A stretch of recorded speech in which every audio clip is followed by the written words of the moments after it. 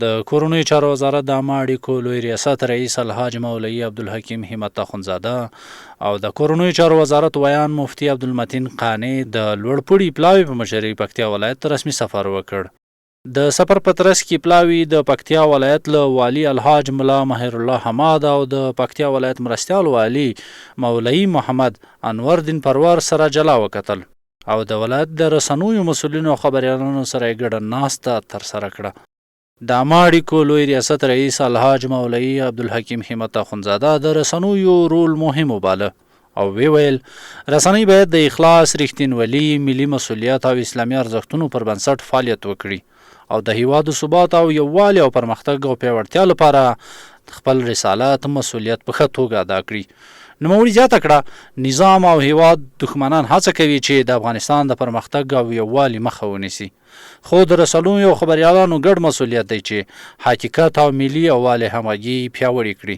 د یو واحد د نظام پیغام خلکو ته ورسوي او د هیواد د آبادی او ثبات لپاره رغنده ونډه واخلي. تاسې د پکتیا د قلموالو، تاسې د پکتیا د ژورنالستانو په استازولي باندې عادي خلک نه یاستئ. د تاسې د قلم کرشه، د تاسې لیکل په افغانستان څه بلکې په نړۍ کې انقلاب راولي. تاسې د داسې یو ولایت د ولسونو نمایندګان یاستئ، د داسې یو ولایت د ولسونو ویاندویان یاستئ چې هغه ولایت د افغانستان په کچه لرغونی تاریخ لري، هغه د تورو او د جنگونو تاریخ لري، هغه د ویاړونو ځینې ډک تاریخ لري چې د کورنیو چارو وزارت په خپل کاري استقامت کې د دې مکلفیت لري چې په مجموع کې د افغانستان د رسنیو له کړنو او اظهاراتو ځینې هم څارنه وکړي او هم په هغو مواردو کې چې د موږ تاسې د دین، د وطن، د نظام، د ملک او د ولس د علیا منافعو په تایید کې او په حمایه کې له هغو کړنو چې حمایه وکړي. موږ په خپله برخه کې تاسې ټولو ته که هغه په پکتیا کې ملي رسنۍ دي که محلي رسنۍ دي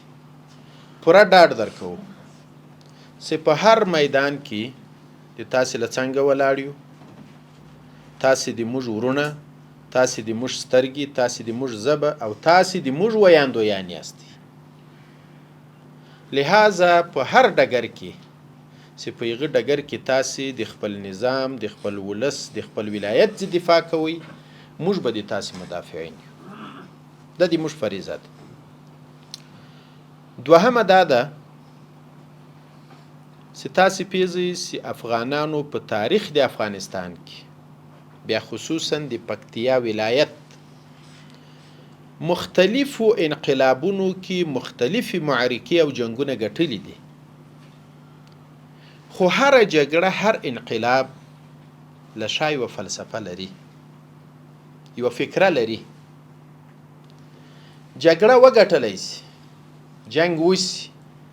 یو طرف بریالی سي، خو د هغه د بریالیتوب اصلي هدف د جنگ او د خوږونې د وینې تویونې اصلي هدف د هغه دپاره یې جبهه نه یې تکمیل کړې، د هغه دپاره یې سوچ و فکر او داسې ځوانانو اعداد نه یې کړی. لہذا هغه د جګړې، هغه د انقلاب، هغه د پاڅون، هغه د بدلون هدف وروسته په سړه جګړه کې له لاسه ورکړو. موږ اوس دپاره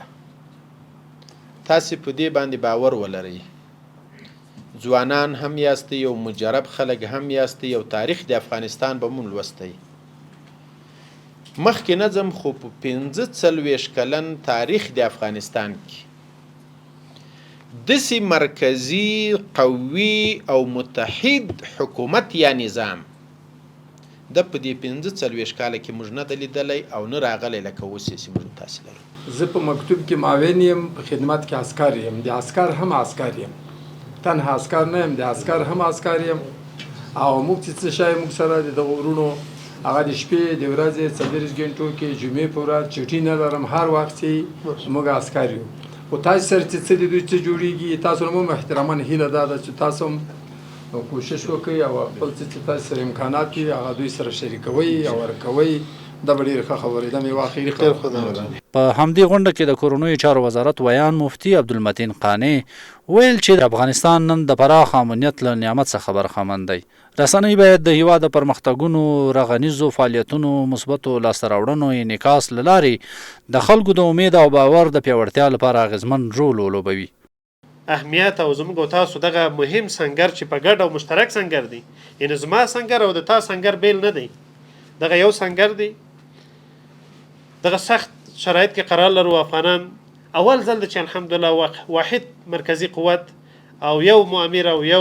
فرمان دی، یو پالیسی ده، ټول ولس الحمدلله په اتحاد او اتفاق سره چې نن اسلامي نظام له مهمو اولویتونو څخه اتحاد او اتفاق دی چې هغه بیا زموږ او تاسو فرهنګي ډګر کې وي، مطبوعاتي ډګر کې هم باید دغه اتحاد، دغه اتفاق د قومونو دا ټول په نظر کې نیولو سره نو زموږ او تاسو اهمیت ډېر زیات دی او کار مو بیخي زیات دی. سنګر مو ډېر مهم سنګر دی، مبارزه مو ډېر پراخ او غټ دی. هغه حریت فکر انسانان چې دلته الحمدلله میشت دي، که هغه مجاهد دي، که هغه خبریال دي، که هغه ولس دي، که هغه ځوانان دي، که هغه د مکتب او د مدرسې خاوندان دي، د پوهنتونونو خاوندان دي، نو الحمدلله موږ او تاسو هغه آزاد فکر لرو او په کم او نشته امکاناتو باندې انشاءالله دغه مبارزه مو تر 4 او 5 کالونه ښه وړی دی او انشاءالله وړو به له خیره سره. موږ او تاسو پالیسي دا ده چې افغانستان خاور الحمدلله امنیت راغلی دی، داخلي امنیت نه واخله تر بهرنۍ امنیت پورې چې موږ دا ژمنه نړیوالو سره کړې دي، په دوحه کې کړې دي، د مشرانو په اتفاق سره کړې دي چې موږ او زموږ د خاوره هیڅ وخت هیڅ کله هیڅ چاته اجازه نه ورکوو چې د چا په خلاف استفاده شي. ټولو نړۍ سره په ځانګړي ډول دغه همسایه هیوادونو سره ښه تعامل غواړو، ښه ډیپلوماسي غواړو، که احیانا یو مشکل پیدا شي د خبرو اترو له لارې غواړو چې حل کړو. خو کوم هیوادونه چې اوس الحمدلله ډېر ښه اړیکې موږ ورسره لرو ګاونډ سره، نو هغه الحمدلله دغه ارزښتونه په نظر کې نیولي دي. امارت هغه حسن نیت، حسن تعامل او دغه چې دغه اراضي نه باید کار واخیستل شي، افغانستان د جغرافیې نه کار واخیستل شي، ځکه چې ډېر مهم ارزښت لري په اقتصادي لحاظ څخه او دغه لحاظ چې مرکزی اسیا، جنوبي اسیا او دا نور ټول وصل کی ترانزیټي لحاظ نه، نو ډېر مهم موقعیت دی او دلته امنیت راغلی دی. باید دغه د ټولو همسایګانو یا دغه د سیمې منفعت په نظر کې نیولو سره دلته باید موږ مشترک حکومت وکړو او د یو بل سره تعامل ولرو. همداراز ټینګار یې وکړ چې د کورنیو چارو وزارت د هیواد له ټولو رسنیو همغږي، متقابل همکاریو ملاتړ کوي. د غونډې په پای کې د رسنیو مسؤلینو او خبریالانو خپلې پوښتنې، نظرونه او وړاندیزونه شریک کړل. د کورنیو چارو وزارت مسؤلینو د رسنیو مسلکي فعالیتونو د ملاتړ د لا زیاتې همغږۍ ډاډ څرګند کړ او ځینې خبریالان یې وستایل.